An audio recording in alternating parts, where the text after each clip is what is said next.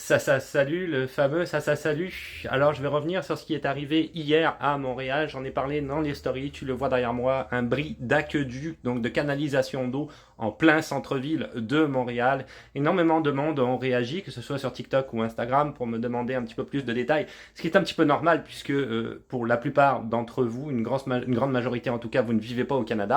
Donc, vous n'avez pas accès peut-être à l'information directement. Donc, on va aller regarder ensemble ce qui est arrivé. Effectivement, c'est quand même assez hallucinant comme événement. C'est très extraordinaire. C'est la première fois que je vois ça depuis que je suis à Montréal. Donc, on va regarder ça en détail. Donc, hier, vendredi, 5h30 du matin, il y a ça qui arrive. Alors, en fait, il y a des chantiers en construction en dessous du pont Jacques-Cartier. Des chantiers de construction, oui, ils sont en construction, où ils construisent en fait des tours à condos et des ouvriers malencontreusement ont brisé un aqueduc.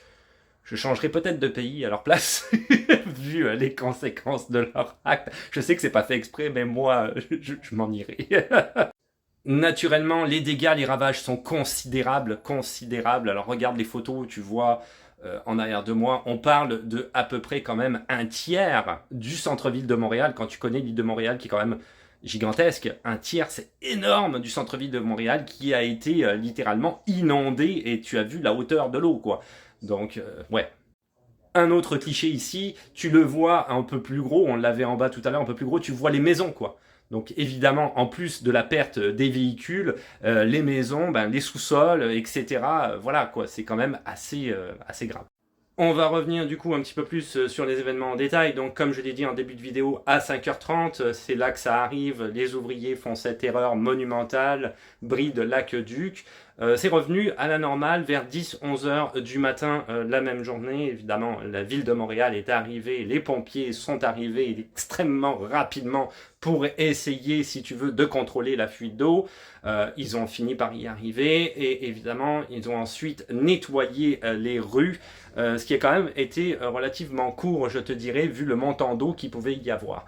Après ça, il y a une intervention de la mairesse de Montréal, Valérie Plante, qui a essayé un petit peu de dire que bien que les dégâts étaient considérables, disons qu'on verrait le bout du tunnel assez rapidement.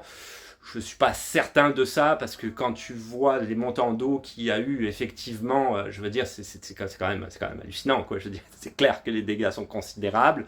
À l'heure actuelle, en plus des travaux qu'on a déjà à Montréal et des rues, pour ceux qui vivent à Montréal le savent peut-être, qui sont barrés, et des millions de détours qu'on doit faire. Si je pense également au pont-tunnel, je pense, bon voilà, tu sais qu'il y a différents endroits comme ça à Montréal où c'est quasiment impossible de circuler. Ils ont effectivement barré, fermé certaines rues à cause de l'inondation parce que c'est quand même des travaux qui vont prendre du temps pour remettre les choses comme il faut. Donc oui, c'est assez hallucinant. Alors toujours dans la même idée pour te donner, si tu veux, un meilleur aperçu de où est-ce que ça s'est produit. Donc j'ai sorti une carte, tu vois Montréal, pont Jacques-Cartier est ici, donc on parle réellement du centre-ville de Montréal, à hauteur de Longueuil, hein, Longueuil est en la rive sud, ça te donne une idée. Il y a à peu près un tiers ici, si tu veux, du centre-ville qui a été littéralement submergé. C'est une énorme surface, c'est vraiment gigantesque. Le chantier de construction, évidemment, là où ça s'est produit, a été atteint, était complètement submergé, donc c'est des pertes hallucinantes. Au niveau des contrats d'assurance, là c'est carrément le festival. On parle évidemment de perte totale au niveau des véhicules, ça c'est certain, tu l'as vu sur les images, ils sont submergés. Mais on parle aussi quand même d'appartements, de sous-sols, de demi-sous-sols qui ont été entièrement inondés. Donc, et c'est sans compter les rues, hein, naturellement. Donc voilà, les dégâts sont juste ça dépasse l'entendement. Alors, on a eu le droit la même journée à un avis d'ébullition préventif. Tu le vois en arrière de moi. C'est l'information qui a été donnée pour certains endroits à Montréal. Et voilà la carte qui nous a été communiquée pour l'avis d'ébullition. C'est quand même incroyable par rapport à la taille de la ville de l'île de Montréal. On est à hauteur de Longueuil ici, tu vois. Donc, on démarre réellement au centre-ville jusqu'à la pointe est de Montréal. Tout ce secteur-là, les gens sont obligés de faire bouillir leur eau pour leur consommation.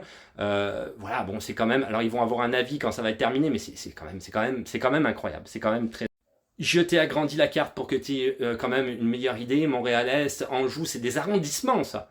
Anjou, Saint-Léonard, Rosemont, la petite patrie, tu vois centre-ville à hauteur de Longueuil, hein, donc Longueuil évidemment n'est pas touché puisque c'est la rive sud, je parle de hauteur de Longueuil, donc voilà, quand même assez fou. Nous on habite ici, donc on a été très très chanceux. Alors voilà ce qui est arrivé pour tous ceux qui me posaient des questions effectivement sur mes réseaux sociaux et qui voulaient en savoir un peu plus en détail. Alors les conséquences directes, c'est que si jamais circuler à Montréal était devenu intolérable ces derniers temps à cause des multiples travaux, là c'est encore pire puisque des rues ont été fermées, je l'ai dit tout à l'heure en vidéo, et pour quand même un certain temps. Beaucoup de monde se retrouve vraiment avec des dégâts monumentaux. Leur maison, leur voiture, c'est quand même leur appartement.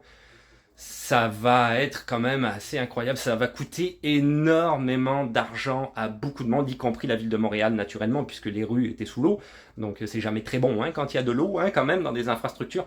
Donc bon, le reste est à suivre. Voilà, c'est exactement ça qui est arrivé. C'est vraiment, vraiment pas terrible. Comme je l'ai dit en début de vidéo, si j'étais l'ouvrier qui avait fait ça, j'essaierai qu'on m'oublie. Même si j'ai pas fait exprès. Là-dessus, je te dis à plus.